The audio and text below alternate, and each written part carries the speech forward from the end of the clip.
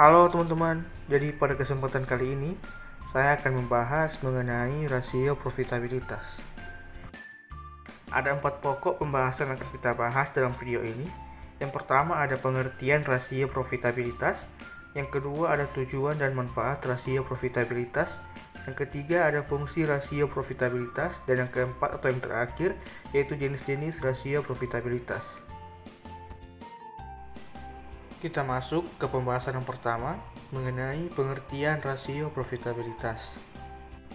Rasio keuangan merupakan salah satu alat dalam ilmu manajemen keuangan perusahaan untuk menakar seberapa efektif kinerja yang dilakukan perusahaan pada tiap periode akuntansi.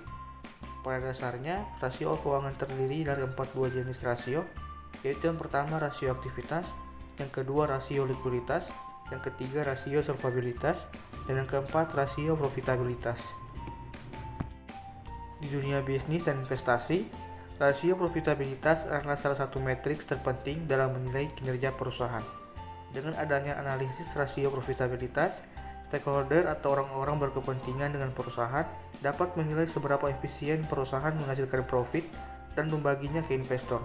Normalnya, semakin besar rasio profitabilitas perusahaan, maka akan semakin bagus pula kinerja tim di dalamnya. Ada banyak pengertian profitabilitas menurut para ahli, di antaranya adalah sebagai berikut. Yang pertama menurut Rianto, profitabilitas adalah kemampuan perusahaan untuk menghasilkan laba selama periode tertentu. Perusahaan dengan kemampuan menghasilkan laba yang baik menunjukkan kinerja perusahaan yang baik, sebab profitabilitas sering dijadikan sebagai ukuran untuk menilai kinerja perusahaan. Yang kedua, profitabilitas menggambarkan kemampuan perusahaan mendapatkan laba melalui semua kemampuan dan sumber daya yang ada seperti kegiatan penjualan, kas, modal, jumlah karyawan, jumlah cabang perusahaan, dan lain sebagainya menurut Tarahap. Bisa dikatakan, jika rasio profitabilitas perusahaan merupakan sarana yang sangat penting untuk menilai performa suatu perusahaan tertentu. Hal ini dikarenakan tujuan utama dari bisnis tersebut adalah memberikan nilai tambah bagi perekonomian. Akan tetapi, setiap perusahaan memiliki kebijakan analisis rasio profitabilitasnya masing-masing. Selain itu, cara menghitung rasio profitabilitas juga mengacu pada progres perkembangan perusahaan saja, tanpa memperhatikan market share atau kekuatan brand perusahaan dibanding kompetitor. Meski demikian, jika ingin memberikan laporan termudah ke investor dan mempertahankan kepercayaan mereka, rasio profitabilitas adalah salah satu matriks terampuh untuk teman-teman hitung. Kita masuk ke pembahasan yang kedua mengenai tujuan dan manfaat rasio profitabilitas. Rasio profitabilitas sangat diperlukan di dunia akuntansi keuangan perusahaan. Teman-teman perlu mengetahui terlebih dahulu tujuan serta manfaat dari rasio profitabilitas ini untuk perusahaan. Berikut ini berbagai tujuan dari penerapan perhitungan rasio profitabilitas. Yang pertama, menghitung pemasukan laba perusahaan pada suatu periode akuntansi. Yang kedua, menghitung perkembangan laba yang diperoleh dibandingkan dengan periode akuntansi yang telah lalu. Yang ketiga, menghitung kemampuan perusahaan untuk mengembangkan modal yang digunakan, baik berasal dari modal pinjaman maupun modal sendiri. Yang keempat, menghitung laba bersih yang didapatkan oleh perusahaan setelah dikurangi oleh pajak dengan modal sendiri. Yang kelima, menilai posisi laba yang didapatkan oleh perusahaan dengan yang didapatkan pada periode sebelumnya. Itulah berbagai tujuan dari rasio profitabilitas yang penghitungannya dilakukan oleh perusahaan. Berikut ini berbagai manfaat dari kalkulasi rasio profitabilitas. Yang pertama, mengetahui perhitungan laba perusahaan dari suatu periode akuntansi tertentu. Yang kedua, mengetahui besarnya perkembangan nilai laba perusahaan dari waktu ke waktu.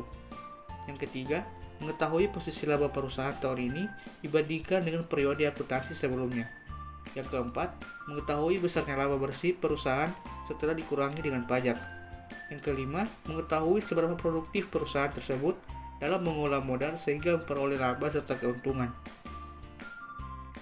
Dari berbagai tujuan serta manfaat dari perhitungan rasio profitabilitas tersebut, nantinya instrumen ini digunakan untuk menyuguhkan data yang diperlukan oleh para stakeholder atau para pemangku kepentingan, termasuk dari pihak pemodal atau pemegang saham. Kita masuk ke pembahasan yang ketiga mengenai fungsi rasio profitabilitas. Selain memiliki berbagai tujuan serta manfaat tersendiri, ternyata rasio profitabilitas memiliki berbagai fungsi tertentu bagi perusahaan. Berikut ini berbagai fungsi dari rasio profitabilitas yang perlu teman-teman ketahui. Yang pertama, sebagai pengukur performa perusahaan dalam menghasilkan keuntungan dari jumlah modal yang diberikan atau dimiliki, baik modal yang dipinjami atau modal yang berasal dari kekayaan pemilik perusahaan. Yang kedua, sebagai pembanding posisi atau jumlah laba yang dimiliki perusahaan pada tahun ini atau saat ini terhadap jumlah laba pada tahun sebelumnya. Yang ketiga, sebagai penyaji data terkait laba perusahaan dari waktu ke waktu sehingga bisa digunakan sebagai sarana evaluasi para stakeholder. Yang keempat, untuk mengetahui besar laba yang didapatkan perusahaan yang dihasilkan oleh total aset dan total ekuitas yang dimiliki.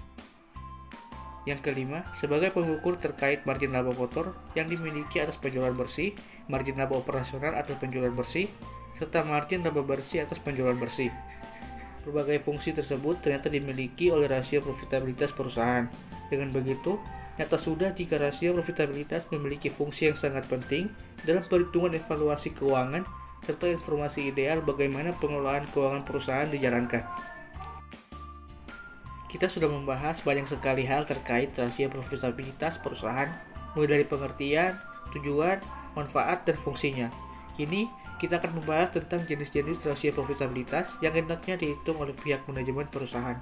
Berikut ini berbagai jenis rasio profitabilitas beserta pengertiannya. Jenis pertama dari rasio profitabilitas adalah margin laba kotor atau gross profit margin.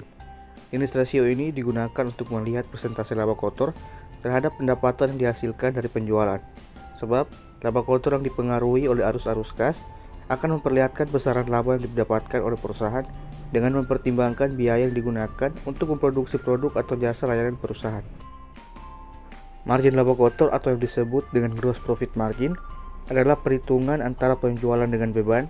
Perhitungan JPM berguna untuk mengukur kemampuan perusahaan dalam melakukan controlling terhadap biaya persediaan. Jenis rasio profitabilitas margin laba kotor juga bisa digunakan untuk mengukur efisiensi perhitungan harga pokok atau biaya produksi. Jika angkanya semakin besar, maka angka semakin baik dan sebaliknya. Rumus GPM adalah gross profit margin sama dengan laba kotor per total pendapatan dikali 100%. Misalkan, perusahaan A memiliki laba kotor sebanyak 48 juta rupiah dan total pendapatan perusahaan mencapai 55 juta rupiah. Maka gross profit margin perusahaan A adalah 48 juta rupiah per 55 juta rupiah dikali 100% sama dengan 87%. Pada dasarnya, perhitungan yang satu ini juga sangat berguna untuk mengukur efisiensi kinerja perusahaan dalam menetapkan harga produk yang diproduksi. Jika nantinya harga produk mengalami peningkatan, maka nantinya GPM produk akan menurun. Jika harga produk menurun, maka nantinya GPM akan mengalami peningkatan. Besarnya rasio GPM akan menunjukkan bahwa kinerja perusahaan semakin bagus. Jenis yang kedua yaitu margin laba bersih atau net profit margin. Perhitungan rasio margin laba bersih atau net profit margin adalah salah satu rasio perhitungan untuk mengukur margin laba bersih atas penjualan yang dilakukan perusahaan. Pengukuran rasio yang satu ini merupakan sarana perbandingan laba bersih setelah pajak dengan penjualan bersih. Selain itu, NPM juga digunakan sebagai pembanding kinerja perusahaan dalam menghasilkan keuntungan setelah dikurangi semua biaya ditambah pajak. Manfaat dari perhitungan jenis rasio profitabilitas yang satu ini adalah untuk mengukur laba bersih setelah pajak terhadap penjualan. Jika angka net profit margin semakin tinggi, artinya operasi suatu perusahaan semakin membaik. Rumus net profit margin sama dengan laba bersih setelah pajak per penjualan dikali 100%. Misalkan perusahaan AA memiliki pendapatan penjualan bersih atau net sales mencapai 27 triliun rupiah. Lalu setelah dikurangi pajak, laba bersihnya menjadi 2 triliun rupiah. Maka net profit margin dari perusahaan AA adalah 2 triliun rupiah per 27 triliun rupiah dikali 100% sama dengan 7,4%. Dari rumus di atas bisa kita simpulkan jika NPM bisa digunakan untuk mengevaluasi efisiensi perusahaan dalam melakukan pengendalian beban yang berkaitan dengan penjualan. Perusahaan juga nantinya harus melakukan evaluasi terhadap kinerjanya serta pengeluaran yang dilakukan agar NPM terus meningkat. Jenis yang ketiga yaitu rasio pengembalian aset atau return on asset ratio. ROA adalah alat yang digunakan untuk menilai persentase laba terhadap total aset yang dimiliki perusahaan. Tingkat rasio pengembalian aset digunakan untuk menilai persentase keuntungan atau laba yang diperoleh perusahaan terkait sumber daya atau total aset. Sehingga, dalam perhitungan rasio profitabilitas ini akan terlihat efisiensi suatu perusahaan dalam mengelola asetnya. Rumus ROA adalah Return on Asset Ratio sama dengan laba bersih per total aset dikali 100%. Contoh soal, perusahaan B diketahui memiliki laba bersih perusahaan yang mencapai 180 juta rupiah dan memiliki total aset berkisar 20 juta rupiah. Maka perhitungan return on asset ratio perusahaan B adalah 180 juta rupiah per 20 juta rupiah dikali 100% sama dengan 9%. Perhitungan rasio ROA sangat bermanfaat untuk mengevaluasi kinerja perusahaan mengenai keuntungan yang dihasilkan terhadap aset yang dimiliki. Semakin tinggi laba bersih yang dihasilkan terhadap aset, semakin meningkat pula skor dari ROA. Semakin tinggi skornya, semakin bagus kinerja perusahaan. Jenis keempat dari rasio profitabilitas adalah rasio pengembalian ekuitas atau return on equity ratio. Rasio jenis ini biasa digunakan untuk menilai kemampuan perusahaan dalam menghasilkan laba dari investasi pemegang saham perusahaan. Rasio pengembalian ekuitas juga menjadi salah satu jenis rasio profitabilitas yang juga disebut sebagai return on equity ratio atau ROE. Jenis rasio yang satu ini merupakan instrumen penghitung kemampuan perusahaan untuk menghasilkan laba terhadap ekuitas atau modal yang diberikan oleh para pemodal atau pemegang saham. Rasio profitabilitas pengambilan ekuitas atau ROE dapat dihitung dari penghasilan perusahaan terhadap modal yang diinvestasikan para pemegang saham perusahaan. Nanti hasilnya akan menunjukkan apakah perusahaan berhasil mengolah modal yang diberikan atau tidak. Rumus ROE adalah laba bersih setelah pajak per ekuitas pemegang saham dikali 100%.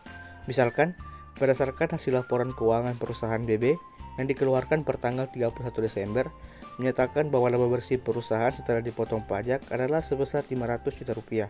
Kemudian, diketahui bahwa total ekuitas para pemegang saham mencapai 800 juta rupiah. Maka, ROE dari perusahaan BB adalah 500 juta rupiah per 800 juta rupiah dikali 100% sama dengan 62,5%. ROE merupakan suatu alat yang digunakan untuk menghitung kemampuan perusahaan untuk mengelola dana yang diberikan para investor. Semakin tinggi laba yang dihasilkan, nantinya skor ROE akan semakin tinggi. Begitu pula sebaliknya, semakin tinggi skor ROE-nya, nanti perusahaan tersebut akan semakin dipercaya oleh para pemegang saham atau memiliki rentabilitas usaha atau modal yang bagus. Jenis yang kelima yaitu rasio pengembalian penjualan atau ROS. ROS merupakan jenis perhitungan yang digunakan untuk mengukur kemampuan perusahaan dalam menghasilkan keuntungan lebih tinggi dari biaya variabel demi kepentingan produksi. Nantinya, biaya-biaya variabel produksi tersebut harus dikurangkan dari laba sebelum dikurangi dari pajak serta bunga. Variabel tersebut diantaranya adalah upah pekerja, bahan baku, dan hal lainnya yang berhubungan dengan biaya produksi, barang atau jasa sebelum dikurangi pajak dan bunga. Rumus ROS adalah laba sebelum pajak dan bunga per penjualan dikali 100%. Misalkan perusahaan C memiliki penghasilan sebelum pajak dan bunga sebesar 100 juta rupiah dan penjualan yang didapatkan mencapai 1,5 miliar rupiah, maka ROS perusahaan C adalah 100 juta rupiah per 1,5 miliar rupiah dikali 100% sama dengan 6,7%. Rasio pengembalian penjualan akan menunjukkan tingkat keuntungan yang diperoleh dari margin operasional. Semakin tinggi laba sebelum pajak dan bunganya, nanti skor ROS akan semakin besar. Begitu pula sebaliknya. Semakin besar skor ROS-nya, berarti perusahaan akan semakin diuntungkan. Jenis yang keenam yaitu pengembalian modal yang digunakan atau return on capital employed. Metode perhitungan pengembalian modal yang digunakan oleh perusahaan bisa juga disebut sebagai return on capital employed atau ROCE. Perhitungan yang satu ini berfungsi untuk mengukur keuntungan perusahaan terhadap keseluruhan modal yang dimiliki. Nantinya skor ROCE ini ditampilkan dalam bentuk persentase. Modal yang dimaksud adalah ekuitas suatu perusahaan yang ditambah dengan kewajiban tidak lancar atau singkatnya total aset dikurangi kewajiban lancar. Jenis rasio profitabilitas ini akan menggambarkan efisiensi dari probabilitas modal atau investasi perusahaan. Ada dua rumus rasio profitabilitas yang digunakan untuk menghitung ROCE ini, yaitu return on capital employed atau laba sebelum pajak dan bunga per modal kerja dikali 100%.